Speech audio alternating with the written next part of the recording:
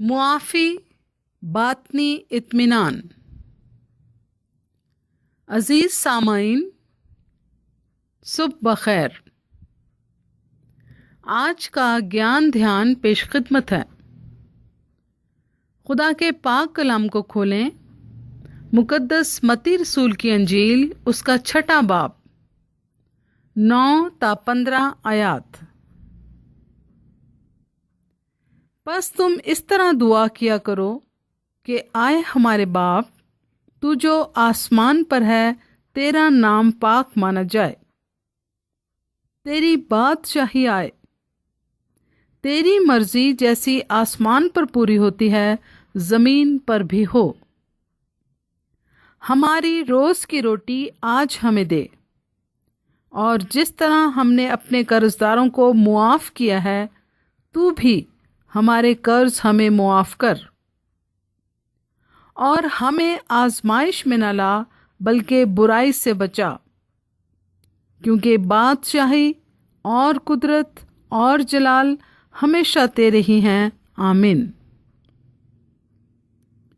اس لیے کہ اگر تم آدمیوں کے قصور معاف کرو گے تو تمہارا آسمانی باپ بھی تم کو معاف کرے گا، اور اگر تم آدمیوں کے قصور معاف نہ کرو گے تو تمہارا باپ بھی تمہارے قصور معاف نہ کرے گا۔ پاک کلام کے پڑھے سنے سمجھے اور قبول کیے جانے پر خدا کی برکت ہو، آمین۔ آج کی سنہری آیت، 1 یوحنا 1 باب 9 آیت۔ اگر اپنے گناہوں کا اقرار کریں تو وہ ہمارے گناہوں کے معاف کرنے اور ہمیں ساری ناراستی سے پاک کرنے میں سچا اور عادل ہے۔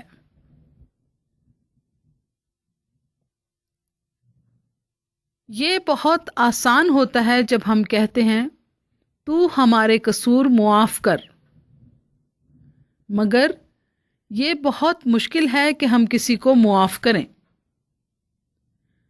معافی کے بارے میں کہنا اور بات کرنا بہت آسان ہے، مگر اس پر عمل کر کے کسی کو معاف کرنا بہت مشکل ہے۔ کسی نے کہا ہے کہ صرف بہادر لوگ ہی جانتے ہیں کہ معاف کیسے کیا جاتا ہے، اور نفیس لوگ ہی جانتے ہیں کہ قدرت کی اس نفاست کو کیسے حاصل کیا جاتا ہے۔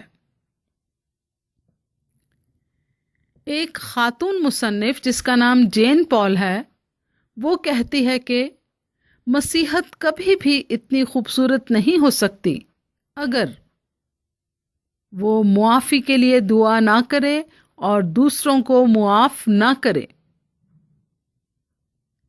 ایک اور مصنف ولیم رابرٹسن کہتا ہے کہ ہم بڑی نرمی دکھانے سے کسی کو جیت سکتے ہیں اور معاف کرنے سے کسی کو فتح کر سکتے ہیں۔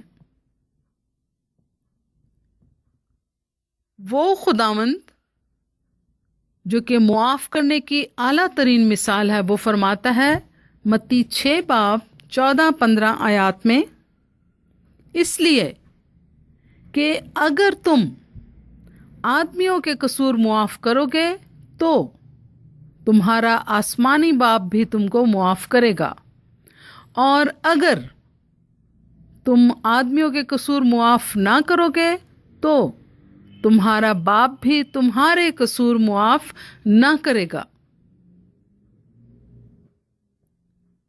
مگر یہ معافی ہے کیا؟ کس کو معافی کہتے ہیں؟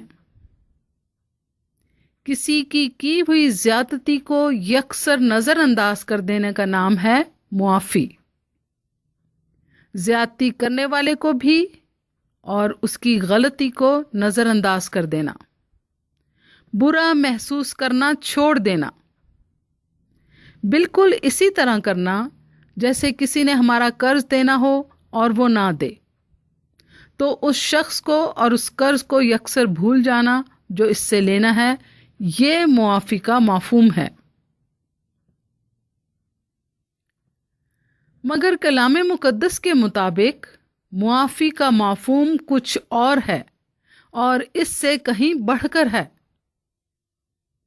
اور مفہوم یہ ہے کہ نہ صرف قرض کو، غلطی کو اور الزام اور زیادتی کو بھولنا، بلکہ زیادتی کرنے والے شخص کے ساتھ اپنے تعلقات کو جاری کیے رکھنا اور اس کے ساتھ روابط میں کوئی فرق نہ پڑنے دینا۔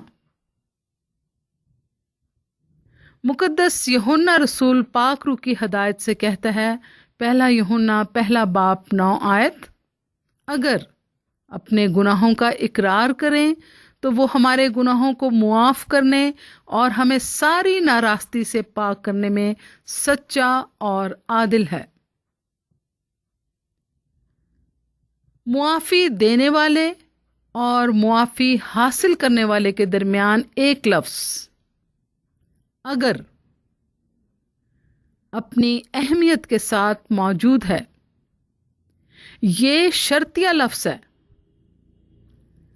اگر یہ شرط جو کہ توبہ اور ایمان ہے اس پر معافی حاصل کرنے والا عمل کرتا ہے تو پھر خداوند یسوع مسیح ہے جو کہ معافی کو جاری کرے گا۔ وہ ہمارے گناہوں کو معاف کرنے اور ہمیں ساری ناراستی سے پاک کرنے میں سچا اور عادل ہے۔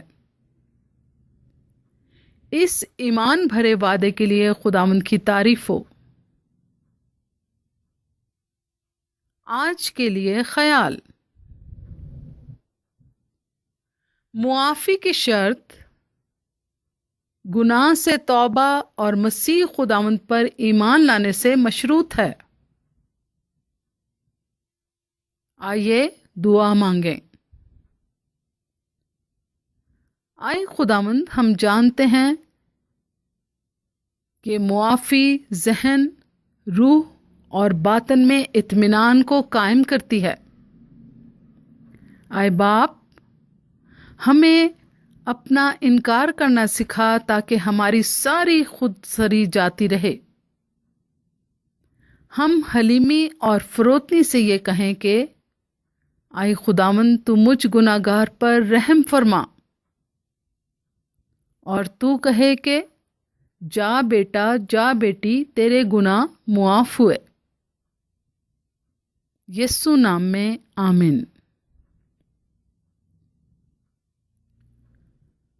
خداوند ہم سب کو برکت دے اور ہمارے خداوند یسوع مسیح کا فضل اور اطمینان ہم سب کو حاصل ہوتا رہے، اور ان سب کو بھی جو ہمارے خداوند یسوع مسیح سے لازوال محبت رکھتے ہیں۔ آمین۔